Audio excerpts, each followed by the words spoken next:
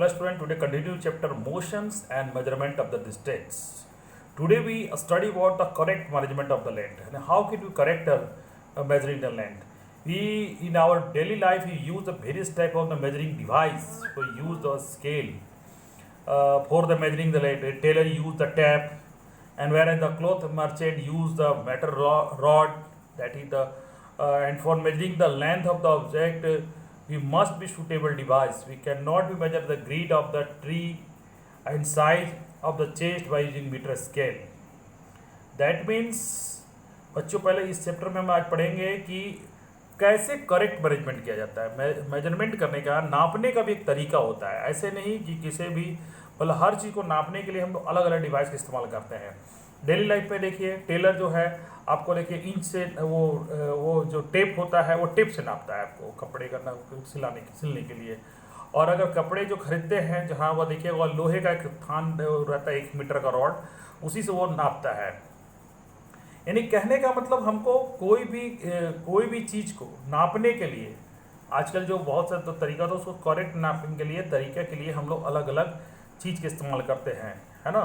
जैसे आप देखिएगा कि जो रोड बनाते हैं वो देखिए गोल सा एकदम बहुत बड़ा लंबा सा किलोमीटर का रीडिंग किलोमीटर तक नापने का रहता है, बहुत लंबा चौड़ा रहता है। आपके घर में कारपेंटर आता है वो देखिएगा नापने के लिए वो अलग से गोल लाता है, वो कई लकड़ी फंसाएगा खींचेगा, इस तरह का सिस्टम रखता है। यानी कहने का मतलब है कि हम लोग उस स्केल को मेजरिंग अलग अलग मेजरिंग करने के लिए उसके सुविधा के अनुसार कन्वेंस के अनुसार हम लोग उसको अलग अलग मीटर का इस्तेमाल करते हैं। ठीक है, कपड़े देखिएगा जो आप जो एक तो कपड़ा जो होता है वो तो आपको नापने के लिए वो टेप का इस्तेमाल, लेकिन काटने के लिए वो अलग तरह के लकड़ी का इस्तेमाल करता है। आप कभी अगर टेलर जाइएगा तो देखिएगा। तो यानी कहने का मतलब होता है। उसके बाद फिर देखिए कि एक बात और भी होता है कि अब कोई भी अगर आपको पेंसिल का नापना हो तो उसके लिए आपको स्केल जो है जो आपको 15 सेंटीमीटर का आपके जो ज्योमेट्री बॉक्स में जो होता है वो 15 सेंटीमीटर तक नापने का होता है। ठीक है, तो छोटे छोटे जो होता है यानी 15 सेंटीमीटर का जो दूरी को नापने के लिए स्केल, आजकल तो देखिए बड़ा स्केल भी आता है। ठीक है, वो कुछ ज़्यादा बड़ा रहता है। तो measuring the length we need to care the flowing. पहले place the scale correct in the object along the length of the side. पहले बात तो नापने के लिए सबसे पहले उसको एक सही प्लेस में करके रखना है, सीधा। ठीक है, अगर आप टेढ़ा करेंगे तो नाप में कहीं भी भूल चूक हो सकता है। इन सब अब देखिए कुछ स्केल क्या होते हैं, आप देखिए छोटे बच्चे आप लोग हैं क्या करते हैं कि स्केल तोड़ भी देते हैं। नया नया आपके पापा खरीद के दिए, पता चला 2-4 दिन गए स्कूल से, पता चला स्केल में उसी से मारपीट किए, खेल रहे हैं और उसका आगे का हिस्सा टूट गया। अब कैसे नापिएगा? तो उस समय भी आपको उससे भी करेक्ट नाप ले सकते हैं। तो अब क्या करना है कि वहाँ पर जीरो जब क्लियर नहीं है तो हम लोग कोई भी मतलब उसके बाद वाला अगर एक ठीक है तो एक से शुरुआत करेंगे, अगर 2 है तो अगर 2 से शुरुआत करेंगे। यानी जहाँ से करेंगे तो हम लोग को ये बात ध्यान रखना है कि जहाँ से जो टेक करेंगे, जहाँ से अगर 1 सेंटीमीटर एक वो जीरो खत्म हो गया तो 1 से कर रहे हैं, अगर 1 टूट गया तो 2 से कर रहे हैं, तो 2 से कर रहे हैं तो जहाँ तक गया मान लो 2 से किए 10 तक गया तो आपको पहले का रीडिंग को घटाना भी पड़ेगा, तब करेक्ट रीडिंग आएगा। ऐसा नहीं कि आप उससे जो टूटा हुआ इसे नाप दिए तो फिर वो हो गया, ऐसा नहीं।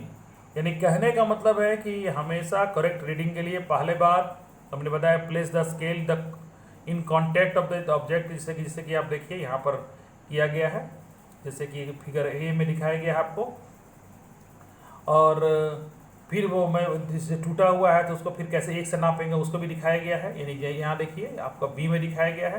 ठीक है, और उसको correct eye positions also point important for the taking the measurement of the eye. यानी आपका आई का जो होगा वो देखिएगा जरा सा भी देखिएगा, लकड़ी का जो काम करते हैं चाहे वो कपड़े का जो काम करते हैं जो टेलर का हो तो देखिए 1-1 इंच को ढंग से देखता है। क्योंकि आपके देखिए अगर वो कपड़े का साइज ले रहा है, अगर एक इंच बड़ा ज़्यादा कर दिया, देखते हो कि आपका जो कमर का साइज जो लेता है 34-35 जो भी हो, तो वो अगर एक भी हो गया तो अगर वो ज़्यादा ले लिया तो लूज़ हो जाएगा, अगर ज़्यादा कम लिया तो टाइट हो जाएगा। यानी कहने वाले दोनों पोजीशन में दिक्कत होगा। इसीलिए आपका आई का देखिए वो लोग आई का पोजीशन जो होता है जब वो लोग नापते हैं तो उसमें आई का पोजीशन उन लोग एकदम देखते रहते हैं कि कितना सही में हुआ। ठीक है, तो I correct positions where the measuring take off the zone. ठीक है, और उसके बाद फिर और भी एक इम्पोर्टेंट है, हाँ यस, ये आपको बहुत ज़रूरी है कि आपको आई का पोजीशन जो है एकदम बिल्कुल वही होना चाहिए, एकदम जहाँ पर नाप रहे हैं, ठीक है। उसके बाद एक और भी है कि जैसे कि एक और भी एक एक्टिविटी करने के लिए बोला जाए, मेजरिंग द हाइट। आपका अगर किसी का हाइट नापना है तो नापने के लिए वो बोला गया कि हाथ का जो इस तरह से होता है वो मतलब हैंड स्पेन कहते हैं, उसे नापने के लिए। तो अपना हैंड स्पेन को आप नाप लीजिए, अपना कितना सेंटीमीटर है और उसका कितना हाथ हुआ वो उसका नाप लिए। और नापने के बाद आप गौर कीजिएगा कि अगर 2-3 लोग नापें उसको तो उसमें कुछ न कुछ, अगर study carefully result obtain by different student, the result in the उसको लिखना है। और रिजल्ट को आप गौर कीजिएगा कि इसमें जो रिजल्ट आता है तो उसमें कुछ ना कुछ डिफरेंस होता है, बहुत स्लाइटली डिफरेंस होता है। उसका कारण है कि कहीं न कहीं आपका जरा सा इरर हो गया।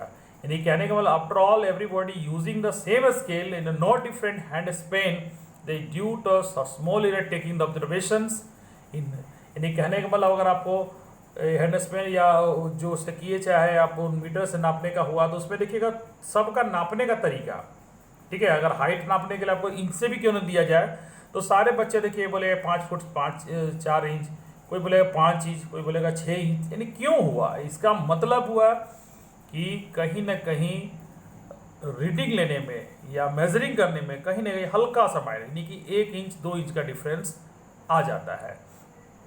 तो क्या होता है, आगे क्लासेस पे आप पढ़ना है, आप लोग पढ़िएगा कि higher classes will learn about the important of the knowing the handling the such error of the measurement. इसको कैसे कह रहे हैं, क्योंकि आपको मालूम होना चाहिए कि जो आगे बढ़ के जो इंजीनियर बनते हैं तो उसमें देखिएगा एक मैकेनिकल डिपार्टमेंट होता है, उसमें खास तौर से एक पार्ट पुर्जे बनाने के लिए लोगों को सिखाया जाता है बच्चे लोग को। तो उसमें आपका जो साइज होना चाहिए, ठीक है, वो एकदम कम या ज़्यादा नहीं। उसमें देखिएगा मेजरिंग के लिए एक अलग अलग इंस्ट्रूमेंट होगा। हायर क्लासेस में आप पढ़िएगा कि और मेजरमेंट जो एरर को कम करने के लिए और कौन कौन से तरीके होते हैं उसके बारे में पढ़िएगा। आज में यहीं तक, हम लोग कल बात करेंगे नेक्स्ट वीडियो में measuring the length of the curve line. ये तो हो गया कि सीधा सीधा को नापने के लिए। कर्व लाइन जो होता है जैसे कि हो गया कोई गोलाकार या कोई एक धागा है, जैसे कि आप रस्सी से खरीदते हैं तो उसको कैसे मेजरिंग किया जाता है, इसके बारे में हम लोग नेक्स्ट वीडियो में बात करेंगे।